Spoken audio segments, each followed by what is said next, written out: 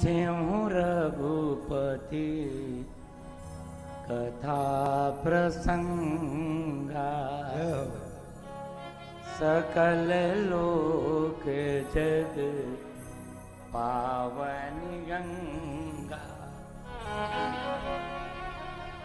सामने से उत्तर आया अरण्य कांड से।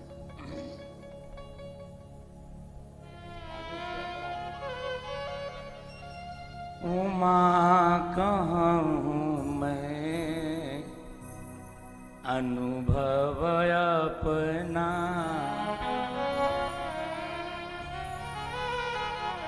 है ना? लगा हुआ प्रश्न का उत्तर है। उमा कहूँ मैं अनुभव अपना,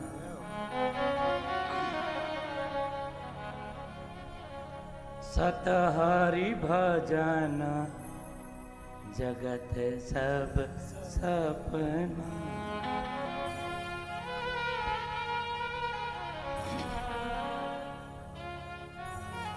भगवान भगवती से कहते हैं कि देवी सत हरि भजन जगत सब सपना। यहीं पर कल कथा को छोड़ा भी था हमने। कल कथा को किम श्रोतव्यम किम स्मर्तव्यम भजनीयम वा विपर्य,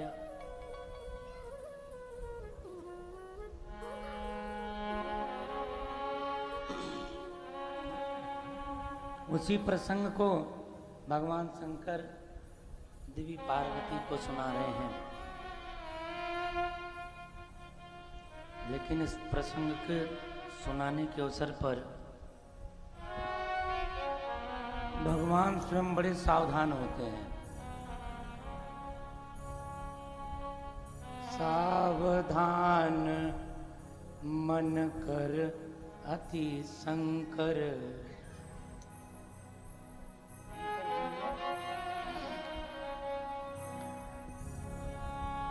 जो कथा सुना रहे हैं उन्होंने अपने मन को सावधान किया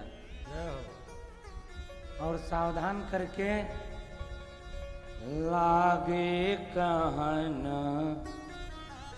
कथायति सुंदर।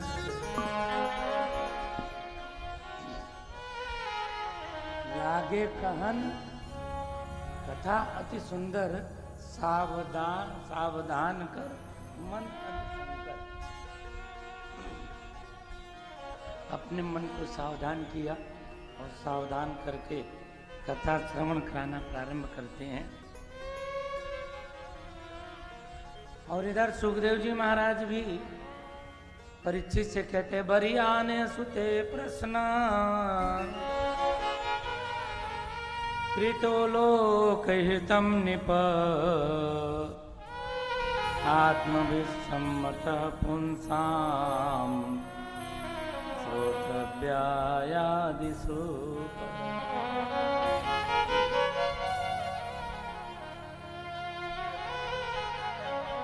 अभी हमसे पूर्व की वक्ता को भी आप लोग सुन रहे थे।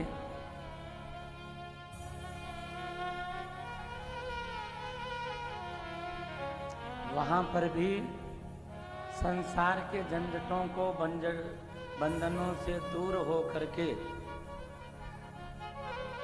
एक प्रभु से प्रेम करते हुए उसको अपना बना लेना, उसका हो जाने का ही मनुष्य को प्रयास करना चाहिए।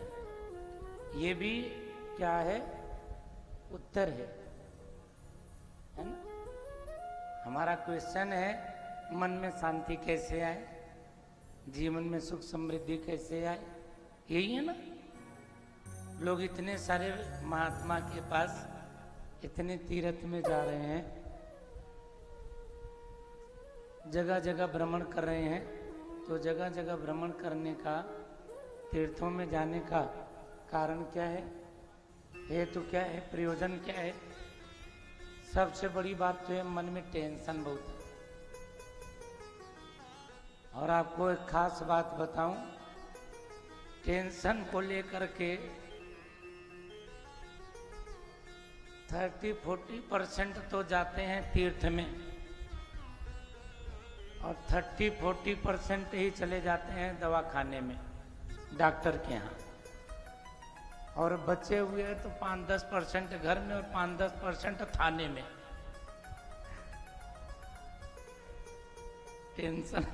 टेंशन ही ऐसा कराती है। तो अभी पूर्व में आप सुन रहे थे हमसे पहले, मन की शांति के लिए एक परम पिता परमात्मा को ही अपने जीवन में हेतु बना करके, उन्हीं को केंद्र बना करके, उन्हीं से अपना संबंध स्थापित करते हुए जीवन के हर कर्म में, हर काल में, हर परिस्थिति में, हर घड़ी में, हर स्थिति में, हर जगह, हर अवस्था स्थिति में उस परमेश्वर को याद रखें और जो भी काम करें उसके निमित्त, उसके प्रीत्यर्थ ही करें। भगवान भी, कृष्ण तो गीता में यही कहते हैं ना, अर्जुन ये सब जितने खड़े हैं सबको मार दे, यही बोला उन्होंने, सबको मार दे। तो अर्जुन सोचा किसी एक को मार दो तो बड़ा पाप लगता है, और इतने को मार दूंगा तो मैं तो महापापी हो जाऊंगा, मैं तो पूरा पापात्मा हो जाऊंगा। बोले मैं नहीं मारने वाला इनको। क्यों नहीं मारेगा? मुझे बड़ा पाप लगेगा।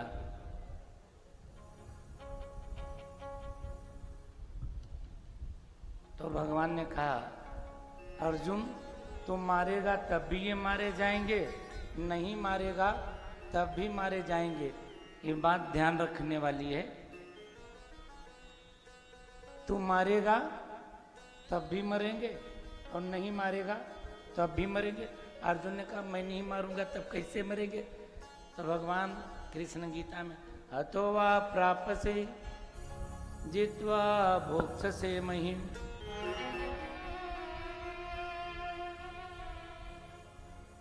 तस्मात् उत्तिष्ठ कौन्तेय युद्धाय कृत निश्चय। इसलिए मारे जाएंगे हे अर्जुन, युद्धाय कृत निश्चय, मैंने युद्ध को निश्चित कर दिया है, लिख दिया। युद्धाय कृत निश्चय लिख दिया और उसके ऊपर साइन कर दिया, मुहर लगा दिया मैंने, ये युद्ध होगा। और तुम मारेगा तब भी मरेंगे, नहीं मारेगा तब भी मरेंगे, क्योंकि मैंने निश्चित किया और मेरा निश्चित किया हुआ कभी मिथ्या नहीं हो सकता। वो अटल है, अकाट है, ध्रुव है, सत्य है। अब इसमें यदि तू ये सोचता है कि मैं अर्जुन अपने परिवार वालों को मारता हूं, तो तू महापापी होगा, जघन्य अपराधी होगा, पापात्मा होगा और कभी भी तेरी मुक्ति न होने वाली होगी। तो भगवान जब मुक्ति नहीं होगी फिर मुझसे क्यों मरवा रहे हो उनको? तब भगवान ने कहा पूरी बात तो सुनो। निश्चित मैंने किया है, इसलिए मन में ये सोचो कि भगवान ने निश्चित किया है और मैं निश्चित किया हुआ उनका प्रतिनिधि हूं, निमित्त मात्र हूं। कर्ता बनकर के करोगे तो सारा पाप तुम्हें लगेगा, पुण्य भी तुम्हें लगेगा, और निमित्त मात्र बनकर के करोगे न तुम्हें पाप लगेगा न तुम्हें पुण्य लगेगा। तुम आत्मा हो, अजर हो, अमर हो, अविनाशी हो, सदा जो है मुक्त हो, अपने अपने कर्तव्य कर्मों के लिए आए हो और उन कर्तव्य कर्मों को करके चले जाओगे।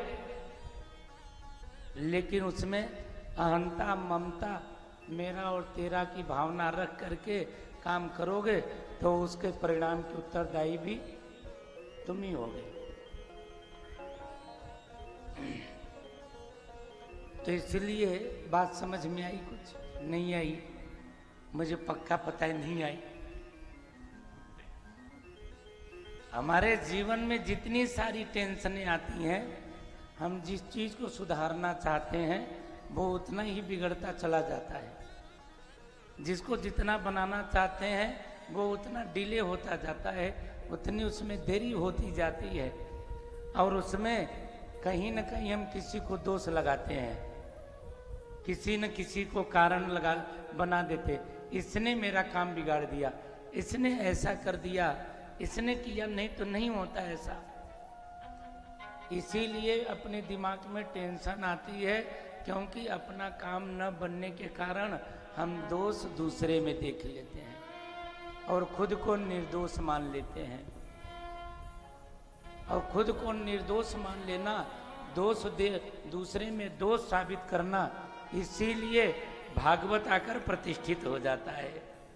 भागवत सुनिए, भागवत निश्चित करेगा दोष किसमें है।